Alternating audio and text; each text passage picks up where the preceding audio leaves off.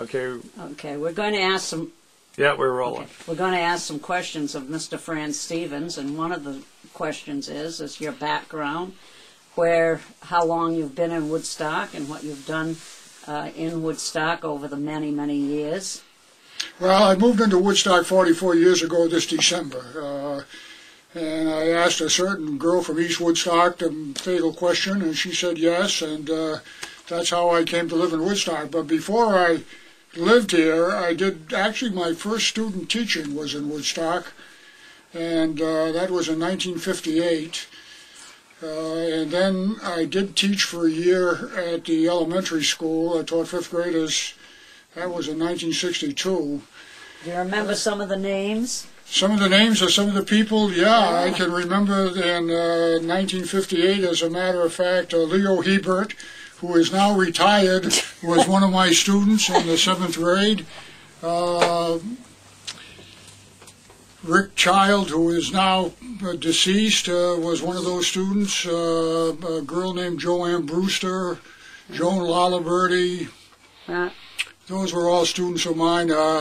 Jerry Musumeci, who's now the head of the Board of Trustees at the Academy. That was in that class. In the 5th grade, I had people like Larry Livernoy, Eugene Hendrickson, some of the girls who lived at Petticoat Acres over here, Johnson girl.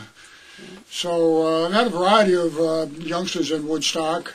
As far as my activities in Woodstock, I got involved early on with the Muddy Brook Fire Department, and I moved from that to the nursery school that's now defunct, that was running over in East Woodstock at the Congregational Church. And guess what? We supported that by selling cigarettes at the Woodstock Fair.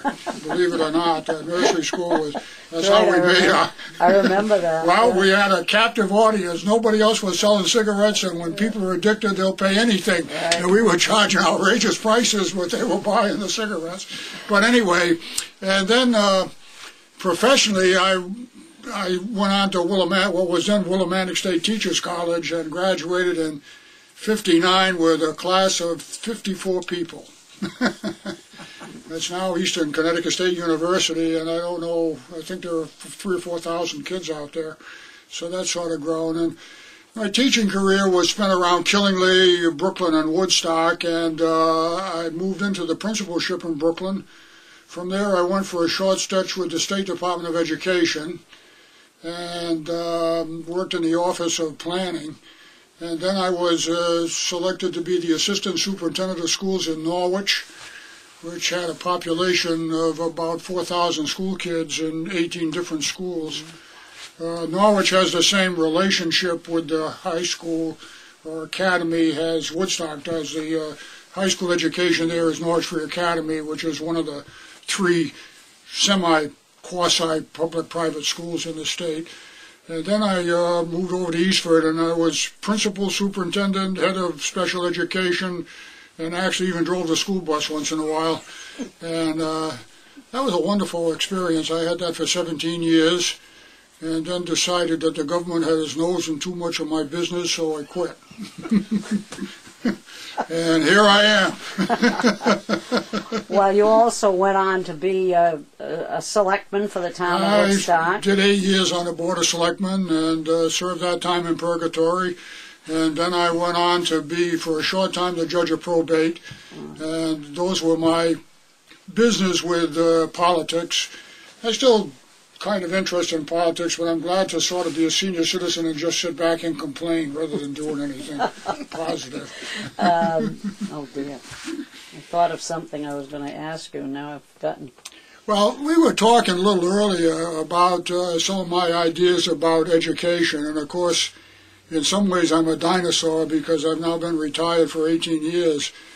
But I really think that what people that are going to become educators, whether they become administrators or teachers or teacher aides or whatever, the people that are going to go to work with the children should remember who their clients are. And the clients are the children. That's who you're there for. And you have to put your emphasis on that and forget about all of this other falderal stuff that goes on where we try to massage egos and we try to wonder who's got the power and who's in control and who's not, and all of this stuff. If it isn't affecting the children in a positive way, then it's all a waste of time, really. And unfortunately, I look at organizational charts for an institution, and the kids are on the bottom. I mean, the number one person is so-called superintendent of schools, and there's a board of directors, whatever they call themselves, whether it's a school committee or board of education. And then there are all these sort of little arrows and zingos that go this way, that way. And in the very bottom is the kid. Now, some years ago, I read a book called Mr. Atom. And the book was very interesting. It was that there was an accident at the Oak Ridge, Tennessee atomic energy place that sterilized all the men in the world. So there was only one man who was capable of producing children, and he was caught in some lead mine so that they didn't get this radiation. And he became, of course, a very prized possession. The Russians claimed they had one but couldn't prove it. But America had this one guy who was fit to procreate. And what they did was form an organization.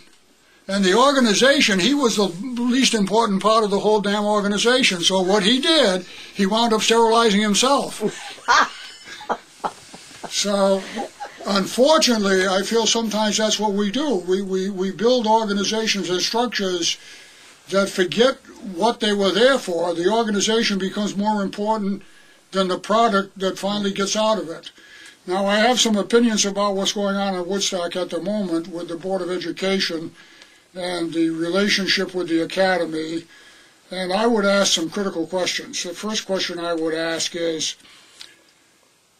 how much money is really going to be saved as a result of all of this? In the first place, if they're going to start a secondary education program within the structure of the middle school, they're going to need to buy a whole lot of media stuff, because they're going to have to get a whole lot of media information that's available to secondary students. And I'd like to know how much they intend to spend on that. I'd like to know if they think that they can qualify those kids so that their transcript is going to be acceptable when they leave. Are they going to join the New England Association of Secondary Schools and Colleges and have them come in and certify what they're doing? Is the current principal certified at the secondary level? How many people are certified at the secondary level and are able to just go ahead and pick up the evaluation of staff, the evaluation of students? Who's going to design curriculum, and what's the curriculum going to consist of, and how is it going to compare with the curriculum at the academy? For instance, how many languages are going to be offered, and how many, and is the academy going to accept the number of languages, or are they going to accept the credits that come out of this school if it's non-certified? Mm-hmm. So I would ask those questions before we begin to play around with an experiment. And I'm of the old school. I don't think you should fix what's broken. The academy's doing a good job. I realize that the school board would love to have more money, but it seems to me somebody wrote a letter a while back that maybe you ought to let the academy run the whole situation. They've got a 5% budget increase, and the school board's got an 11%. So maybe the academy could be more functional and more efficient than the Board of Education. I guess I've talked enough. No. Unless you got some more questions, I'd be glad to try to answer them. Well, I think we all need to really concentrate on the questions that you have asked, because these are the things that have never been, to my knowledge, have never been spoken of at board meetings. No. Lisa, I don't think we've heard this type of thing. Well, some years ago, again, I say I'm a dinosaur because my master's degree was in junior high school. And back then, in the 1950s, 1960s, junior high was one of the structures that they thought was a good structure to have, because the junior high was typically supposed to look at kids before they entered the secondary level and give them an opportunity to sort of try out whether they want a language, try out whether they want to do some advanced math, try out whether they want to get involved in industrial education or that kind of thing. And they certified people at that level because they took courses in the psychology of adolescence, where they were supposed to be not only teachers, but what today we would call guidance directors, people that could clue in on this critical time in a child's development. And one of the things that they said, and the guy that was the guru for all of this was out at UConn, his name was Grun, Professor Grun, and he wrote books about junior high, never put the ninth grade at the top of any structure. It's the worst place for ninth grade kids to be seniors in any possible structure.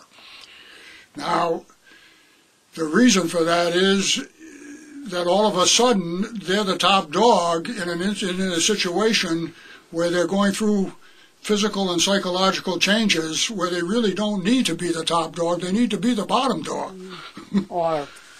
or somewhere in between. Well, not... The ninth grade, I know of no place in the state of Connecticut where the ninth grade is the top of a structure. No, Dr. Barron has said that. Yeah, there's no. There is a school in our area that has 7th through 12th grade, and that's Parish Hill High School, because, and that's not a great model because they've had difficulties over there from the beginning. They're just too small to be able to be comprehensive. They just can't offer the programs. Of course, Brooklyn is talking about maybe building a high school along with that district. I don't know where that stands at the moment, but it's kind of nice to be a senior citizen because nobody believes you know much anyway. They forgive you because they figure you're eccentric by the time you get to this age. Well, we think you've given us a lot of wisdom. But what, as a former superintendent, did you ever sit on a school board? No. Yeah, so no. You were on the superintendent. I was on the other end of it. I was on the firing line, yeah. Well, have you ever experienced or heard about a board that would try to do legislative changes, and is that the responsibility of a superintendent to do? Not in my opinion. If you want to work for legislative changes, ideally you would work with CABE, or the Connecticut Association of Boards of Education, and these are usually changes that affect education across the board, long-range issues that are involved. Now, for instance, the state legislature, and I don't know who dreamed this up, but the House, at least, unanimously passed a bill that says you may no longer remove children from school for disciplinary reasons. Now, that's a nice thing, but who's going to pay for the consequences of that when these children become totally disruptive? They're going to have to be removed from classrooms. Somebody's going to have to be hired to ride herd on them, and somebody's going to have space, and somebody's going to have materials, and you won't get a nickel from the state. But I have never heard of I know if I ever presented myself at the state legislature without the consent of my Board of Education, they probably would have fired me. That's what I was going to ask you, Fran. I know you said that on the radio a couple of weeks ago, that the next morning you'd have been out on your ear if you had gone to the legislature. So your feeling is that Dr. Barron did go there with the approval of, or under the direction of... I don't know any more than anybody else does about it, but my guess would be that he had to have some direction from somebody on the Board of Education, or he was running a high risk to do that on his own. The Board of Education, by statute, is a policy-making organization, and they're the ones that make the policy. The superintendent of schools is the chief executive officer, and it's his job to help implement the policy that's passed by the lay people who sit on the Board of Education. It's not his position to make policy and to go out and try to emphasize that issue. It's the legal responsibility and the moral responsibility of the Board of Education to make the policy. And if they're good at that, and then the superintendent understands his role in it, then you really have a pretty smooth running organization usually. When the board gives up its right to make policy, then they throw it back on the superintendent, and the superintendent sort of becomes a little despot. He may be what's the word I'm thinking of? When you want to be a nice despot, not a. He may be well motivated, but he still is a despot. He's still Benevolent. benevolent. That's the word. Thank you. At my age, I get senior moments. Lots of them. Fran, have you ever, in your memory, ever seen a ordinary citizen from a town go into the legislature, to the education committee, with a superintendent of schools? Now, this Mr. Breen had no real connection to the school, except his wife works there. And yet, I've been told that Mrs. Paul told Mr. Barron to go in with Mr. Breen. Now, that's a rumor. In my experience, I've never experienced anything like that. It's obviously, though, that this gentleman, Mr. Breen, who I don't know, must have had some contact or some kind of connection with the chairman of the Education Committee in the legislature, because to be able to do that by the average individual is almost unheard of. You can't just run out to the legislature with a bill in your hand and say, here, I'd like you to pass this. It just doesn't work that way. It finds its way usually by your local representative or somebody that you can talk to, and they work their way through committee. They have public hearings, and as I understand this, there was no public hearing ever held or any thought of one. It just was a fait accompli, and it bewilders me. I've never heard of it. Well, when I went to Hartford with the academy, with a couple of people from the academy, well, 3 or 4 of us actually went, I talked to different legislators out there, and they said this is the first time that they've ever been approached this way, and that they were really a little bit stymied by it, because it was absolutely new. Yeah. And we spent the day when when we were afraid that they were going to bring it out in the committee, but by mid-afternoon they said no, that it would not be, so we came along home. But it was kind of a nervous day. It just seems to me to be incredulous. I don't understand it, and I never will. This is a local issue, and it doesn't seem to me that the state needs to get involved in it. It's a local issue. If the townspeople in Woodstock feel that they would like to have another option other than the Woodstock Academy, they'll vote on it, and that'll be the way that it happens. But I would risk a guess that if this was put to the townspeople, it would be soundly defeated. But unfortunately, the townspeople didn't have anything to say about it, and it was just brought along. Now, it would seem to me that if the school board wants this, that they would have done what they're now doing. At least they're going to hold public hearings and that kind of thing about the place of the 9th grade. I don't know how that's going to work out, but it seems to me that people better get to those meetings and present themselves and present their ideas. What, as a former superintendent, what would be the vehicle for the citizens to get involved, citizens and parents and taxpayers to get involved? Because the board has told us that it's their decision, that it's not a town citizen decision. Well, unfortunately, that's probably true. If the Board of Education decided to go ahead with that, they certainly could. If the people are violently upset, you could do what was done once before. You could change the board.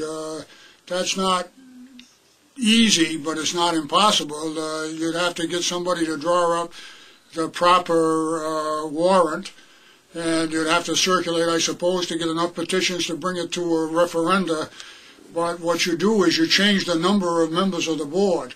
And if you change the number of members, then all terms cease. At that next election, the whole board they could run again. Some of the same people could run again, but they'd have to run again for their office, and you could put forward another slate. So it's really, you got to get involved politically in the thing. Because the trouble with the board is you have, a 9-member board now in Woodstock, yes. And you only replace 3 a year, 3 every 2 years, because they're overlapping terms. And so somebody that gets elected for the first time has a 6-year term before they, so even at any given year, unless there are resignations or something, you're only able to replace 1/3 of the board. So the sitting majority is always in place unless you reseat the board. Could be. Right. Yeah. Could be. Fran, I wanted to ask you about a situation that happened at the last board meeting. First of all, they didn't have a quorum, so it was held up for a few minutes. Then they had a gentleman, they introduced a gentleman from CABE to speak to them on policy and goals, right? Yeah. And they went on for an hour and a half at the beginning of the meeting. So all of the public that was there had to sit through that whole process. Now, it seems to me that that should have been done in a workshop. Sure, that's the And normal procedure. Yeah, yeah. The board wants to have something like that. They have a workshop meeting. It gets a little sticky because the Board of Education, once it meets, if they have a quorum present, they have to publish that meeting. They can't meet in secret. No board can, no board or commission in the town, if they have a quorum, but they could publish ahead of time what the purpose of the meeting was, Right. so that people would understand that they weren't going to take any action. They were just meeting together to get information. Do workshops have to be public? If you got a quorum Okay. there, Okay. because technically you could run business and people would be out of sync with the business. Yeah. Although, if they published an agenda that just showed that that was the only purpose they were meeting, they wouldn't be able to do anything else anyway. Fran, I've told you about some of the cases where they've had executive sessions. They don't tell why they're going to an executive session, and when they come out, they don't indicate whether there was a decision or however. I know that if we had ever made a decision in an executive session, if it was personnel, of course, we couldn't say the person's name or anything, but we could say, you know, it was a personnel matter. So do you think that these long 2.5 hour executive sessions at the beginning of a meeting, it has any validity at all? Well, I think even if it's valid, it isn't proper. I mean, the meeting ought to be accessible to the public for as much as possible. As far as I know, now again, I'm speaking from past experience and not current knowledge of statutes, but the only 2 reasons you could go into executive session were negotiation or personnel problems. Yeah. And you couldn't vote in executive session. You had to vote out of executive session in a regular meeting format. So maybe the law has changed, but to ask the public, to ask on the one hand for public input, and to say we want the public to be involved, and then to let them sit there twiddling their thumbs for a couple of hours while you're making a decision, that decision ought to be made at the end of the meeting and not at the beginning, at least out of common courtesy. How are you going to get people involved if you're going to make them sit there for a couple of hours not knowing what's going on? Mrs. Paul has a article or a letter in this week's Woodstock Villager, and she said that they're trying to encourage people to come to the Board of Ed meetings.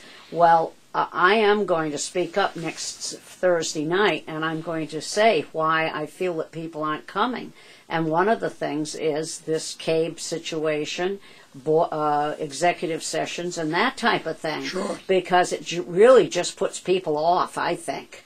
I mean, Well, I sat there and I got to the point where I was pretty upset.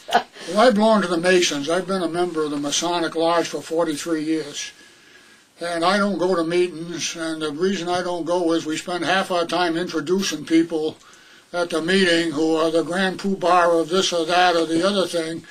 And I remember, God bless him, Roscoe Stevenson, who lived just short of being 100, and he used to sit at meetings with me because I'd take him there because he got a little bit of ancient in life, he couldn't drive.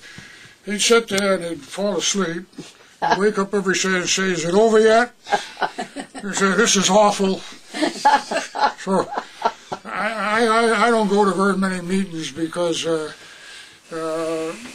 it's sort of getting worn down. I mean, you sit there and who cares about so-and-so from Moosup coming up to make the long trip up to Woodstock. So, but boards of education have to realize that they're creatures of the public, and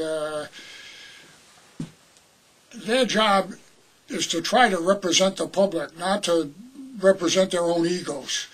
And unfortunately, in my experience, and I'm not speaking of the Woodstock board at the moment because I don't think I could name more than 2 or 3 members,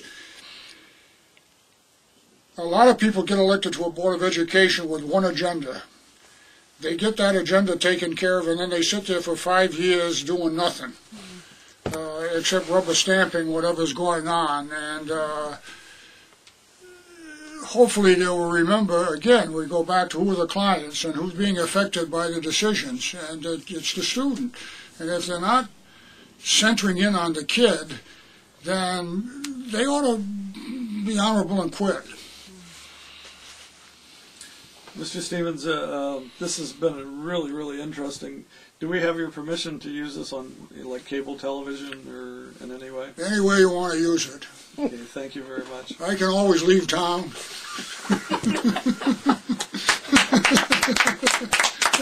Well, Mr. Stevens, I would like you to, if you would do us the honor of switching places and let... Oh, sure. Well, now... Yes, I want you to get up. All right, all right. So now we're going to turn tables and have Fran be the... Don't ask me any tough ones. I'll try to speak. Yep, I see a red light. Yeah, okay.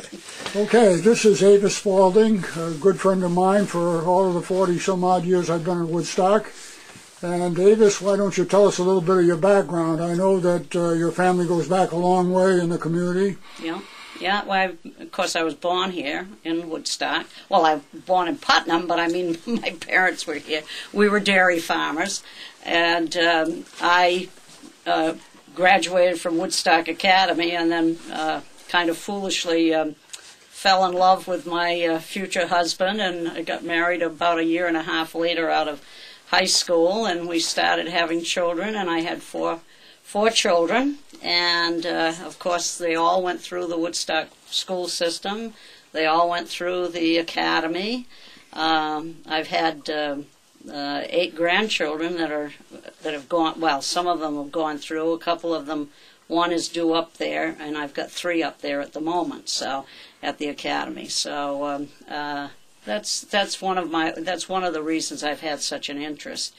But I think I love Woodstock to the point where I want it to be as good as it can be, and I've been disappointed in the last few years that we've really come to a point where we're not working together, we're working apart, and that bothers me terribly. Well, I know a little bit of your background as far as education is concerned, because at one time you were on the PTO and you decided they needed a playscape down there at the what was then the elementary school. Actually, they had through the 8th grade down there at that time, and you got that organized and put that together, and lo and behold, it happened. Yeah, I got the National Guard to come in. They have to do was it National Guard or National Guard, and they have to do a community project each year, and so I was able to get them to come in, and we fed them. I remember I cooked a lot of food, and we fed them, and they built the playground, which is now not there because they've had to put the septic system in that area. But we did have a playground at one time. Sure. But I think it's too bad when you speak of that. I think there's so many things that we could do on volunteer basis, and I'm afraid that also. I think there's a lot of people who volunteer, and it's wonderful. But I think big projects could also be done on a volunteer basis, and I think there's not an awful lot of interest in that. Well, I know from that kind of beginning of involvement, you eventually wound up on the school board, and served there for a total of 17 years. Yes, yes. And several years of that was as chairman. 13, I was chairman. Yeah. Yeah. And how do you see a difference in the way that the board operated during your tenure and the way it's currently operating? Do you see major differences, or? I guess maybe I'm the naive one, but I always felt that the only reason I was on that school board is because I was elected to it by the people of town, and I owed them every single bit of my loyalty to the people of the town. And and I think that's one of the things that I don't see now. I think this school board is very, I think they feel that they really are there to direct what is going on, and not. I don't see them asking the town, asking the people that are there for information. It's just a very different situation. We had board members that came on, when you mentioned it before, that had an agenda, and they would stay on for a few years and then they'd get off. But basically, I was lucky beyond belief of the people I had on the school board with me. I just had some wonderful people, and they were dedicated, and they were good, and they were, But you did get on that board because the existing board at the time had drifted away from at least the confidence of the people, and that was when the board was changed from Yes. X number to Y number. Yes. I forget what it was, but I know that's when we did go through the town of changing the number of members on the board. Was that 1962? Yes, I think it was 62. 62. I didn't get on right away, Fran, but there was a change there. Yeah. It was beginning to change, and Well, Fred Hayes was the chairman before you, yes, wasn't he? Yes, Yeah. and Alice Prado. Yeah. Oh, yeah. When I got on the board, Alice was a Democrat, and she became the chairman, and she did a good job. And then, after a couple of years, we had a new election, and I had only been there 3 years, and I was elected chairman of the board, which kind of surprised me, and I was a little overwhelmed, to say the least. But I hope I did a good job.